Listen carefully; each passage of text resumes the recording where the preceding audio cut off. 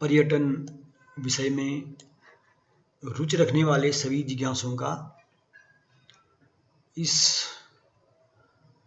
पर्यटन अवधारणा एवं परिभाषा के बिंदु के अंतर्गत होने वाली चर्चा में स्वागत है।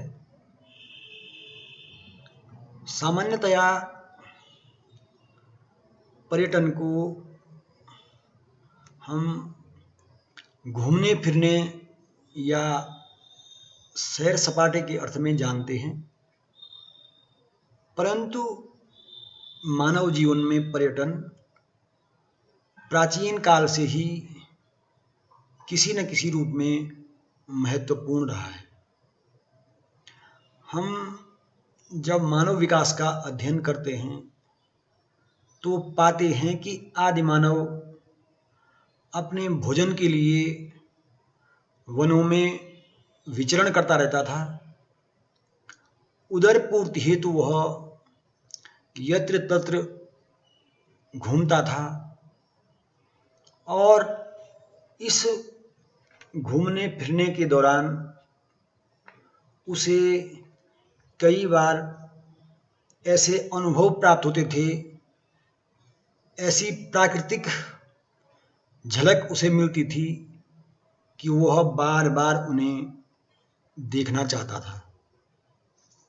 कई बार ऐसा होता कि भोजन के लिए विचरण करते करते वह किसी सुंदर झरने के पास पहुंच जाता, किसी विशाल तालाब को निहार लेता या कभी कभी किसी ऊंची पर्वत चोटी पर पहुंच जाता और उस चोटी पर पहुंचकर जब वह आसपास के दृश्य का अवलोकन करता तो उसका मन प्रफुल्लित हो जाता। इस तरह ऐसे अवसरों पर जब वह किसी सुंदर झील को देखता, ऊंचाई से गिरने वाले किसी प्रपात को देखता या चोटी पर पहुंचकर सुंदर दृश्य को निहारता, तो उसका मन करता कि वह बार बार ऐसे दृश्य देखे। इससे उसके मन में दोबारा उन स्थानों पर जाने की जिज्ञासा होती, उसकी इच्छा होती कि वह उन स्थानों पर जाए और उन्हें पुनः देखे। यद्यपि उसका उद्देश्य उदर पूर्ति था, उदर पूर्ति के लिए कंदमूल फल एकत्रित करना उसका उद्देश्य था, परंतु जब ऐसे दृश्य उसे रोमांचित करते तो वह प्रफुल्लित हो जाता और बार बार उन्हें देखने का प्रयास करता। इसी तरह के बार बार के आकर्षण के कारण जो वह उन्हें बार बार देखने का प्रयास करता, इसी से मानव जीवन में हम पर्यटन का उद्भव मान सकते हैं। हम समझ सकते हैं कि किस तरह मानव जीवन में पर्यटन एक महत्वपूर्ण अंग बन गया।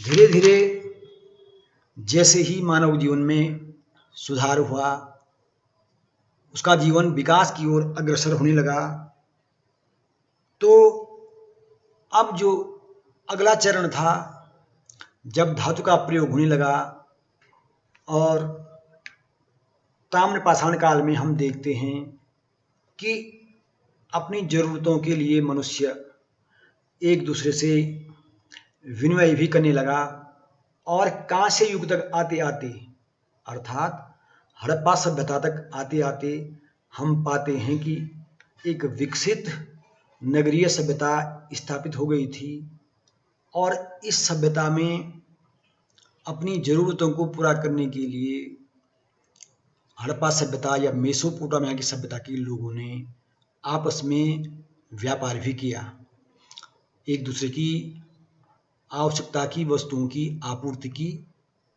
और इससे क्या हुआ, अब व्यापार भी पर्यटन के साथ जुड़ गया। अभी तक हम जो ये समझ रहे थे कि मनुष्य अपनी उदर पूर्ति के लिए ही इधर उधर विचरण करता था और कई जो स्थान उसे अच्छे लगते उन्हें दोबारा देखना चाहता था, अब उसके साथ साथ व्यापार भी जुड़ गया। और हम पाते हैं कि हड़प्पा सभ्यता के दौरान विश्व की अन्य सभ्यताओं के साथ भी हड़प्पा वासियों के व्यापारिक संबंध स्थापित हुए। इस तरह हम पर्यटन की अवधारणा अलग अलग युग में अलग अलग ढंग से निरूपित पाते हैं, या हम प्राचीन काल में जो अवधारणा थी मध्यकाल में उसको परिवर्तित स्वरूप में देखते हैं, और आधुनिक युग में उसका स्वरूप बहुआयामी हो जाता है। प्राचीन काल में जो हम पर्यटन की अवधारणा देखते हैं तो हम पाते हैं कि जैसे पाषाण काल में मानव उदरपूर्ति और मनोरंजन या रोमांच के लिए पर्यटन करता था, या ये चीज़ें उससे पर्यटन से जुड़ी हुई थी, वही हम देखते हैं ताम्र पाषाण काल और कांस्य युग में पर्यटन व्यापारिक गतिविधियों से भी जुड़ गया था। मध्यकाल में हम देखते हैं कि संपूर्ण विश्व पर मध्यकाल में धर्म का बड़ा प्रभाव रहा। धर्म ने मानव जीवन के हर क्षेत्र को प्रभावित किया, और इस तरह मध्यकाल में धर्म का प्रभाव पर्यटन पर भी पड़ा, और इस कारण धार्मिक यात्राएं, जो तीर्थ यात्राएं हुई, वो लगभग विश्व में सभी धर्मों में प्रचलित रही। यही नहीं, एक महत्वपूर्ण परिवर्तन जो हम मध्यकाल में पाते हैं, यूरोप में इस दौर में एक महान यात्रा ग्रैंड टूर की जो प्रवृत्ति हमें यूरोप में देखने को मिलती है। यूरोपीय समाज में एक ऐसा दौर आया जब वहाँ के अमीर वर्ग, संभ्रांत लोग शिक्षा और आनंद के लिए पश्चिमी यूरोप के दौरे पर निकल जाते थे, और उस पश्चिमी यूरोप का पूरा एक चक्कर लगाकर अपने घर लौटते थे। इस पश्चिमी यूरोप की यात्रा को उस काल में ग्रैंड टूर कहा जाता था, और यह प्रथा यूरोप में बहुत समय तक प्रचलित रही। अच्छे घराने या भाग्यवान लोगों के लिए यह एक महत्वपूर्ण अवसर माना जाता था कि वो क्या करें, वो पश्चिमी यूरोप की यात्रा करें, अपना ग्रैंड टूर समापन करें। आधुनिक युग में हम देखते हैं कि पर्यटन का स्वरूप बहुआयामी हो गया। अब पर्यटन मानव जीवन के विविध पक्षों से जुड़ गया। यह राज्य की आय का एक प्रमुख स्रोत बन गया। आज हम पाते हैं कि विश्व में अनेक देश हैं जिनकी आय का मुख्य स्रोत पर्यटन ही है। स्विट्जरलैंड को आप जानते हैं, स्विट्जरलैंड की आय का प्रमुख स्रोत पर्यटन ही है। वर्तमान में हम जो पर्यटन की अवधारणा पाते हैं तो उसमें हम देखते हैं कि आज पर्यटन केवल घूमने फिरने तक ही सीमित नहीं है, बल्कि हमारे जीवन के विविध पक्षों से पर्यटन जुड़ गया है। आज व्यक्ति मनोरंजन, व्यापार, रोजगार, व्यावसायिक गतिविधियों आदि उद्देश्यों के लिए एक स्थान से दूसरे स्थान पर जाता है, और इस तरह उससे पर्यटन जुड़ जाता है। पर्यटन से मनुष्य को मानसिक शांति तो मिलती ही है, साथ ही कुछ समय के लिए वो अपनी दैनिक चिंताओं से मुक्त हो जाता है, और फिर वो अपने जीवन में ताजगी, एक फ्रेशनेस महसूस करता है। इस कारण पर्यटन आज मानव जीवन के हर पहलू से जुड़ गया है। हम चर्चा करना चाहेंगे थोड़ा पर्यटन का अर्थ क्या है। अगर हम हिंदी भाषा के शब्द पर्यटन का अर्थ स्पष्ट करना चाहें तो हम पाते हैं कि पर्यटन हिंदी के परिधन अट्टन शब्द से बना है, जिसमें परि का अर्थ है चारों ओर तथा अट्टन का अर्थ होता है घूमना। अर्थात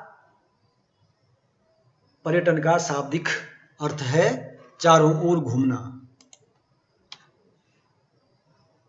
पर्यटन का जो शाब्दिक अर्थ है वो है चारों ओर घूमना। हम इसको इस तरह समझ सकते हैं कि मानव के अपने निवास स्थान के चारों ओर घूमने को पर्यटन कहा जा सकता है। हम पर्यटन कह सकते हैं व्यक्ति जो अपने रहने का जो क्षेत्र है उसके चारों ओर जो घूमता है, चारों ओर के स्थान को जो देखना चाहता है, उसको हम पर्यटन कह सकते हैं। इसी तरह पर्यटन का अंग्रेजी जो वर्जन है, अंग्रेजी रूपांतर है टूरिज्म। तो टूरिज्म जो है लैटिन भाषा के टूअर शब्द से लिया गया है और टूअर शब्द की उत्पत्ति लैटिन भाषा के ही टॉर्नस शब्द से हुई है। टॉर्नस जो शब्द है वो पहिए जैसे औजार के लिए प्रयुक्त किया जाता है। इस तरह पहिए जैसे परिभ्रमण करने को पर्यटन कहा गया है। जैसे पहिया घूमता है, परिभ्रमण करता है, इसी तरह परिभ्रमण करने को अंग्रेजी में पर्यटन कहा गया है। संस्कृत में पर्यटन शब्द का अर्थ हम 3 रूपों में इसे जान सकते हैं। संस्कृत में पर्यटन का एक सामान्य अर्थ है आराम एवं ज्ञान प्राप्ति के लिए यात्रा करना। दूसरा है देशाटन, अर्थात विदेशों में मुख्यतः आर्थिक लाभ हेतु यात्रा करना या विदेशों में मनोरंजन हेतु घूमना फिरना। तीसरा है तीर्थाटन, अर्थात धार्मिक स्थलों की पुण्यार्थ यात्रा करना। तो इस तरह हमने 3 भाषाओं में पर्यटन का जो अर्थ होता है उसको समझाने का प्रयास किया। अब हम चर्चा करना चाहेंगे पर्यटन की परिभाषा। पर्यटन को विभिन्न विद्वानों ने अपने अपने ढंग से परिभाषित करने का प्रयास किया है। इनमें एक प्रसिद्ध विद्वान हैं प्रीमाउंट।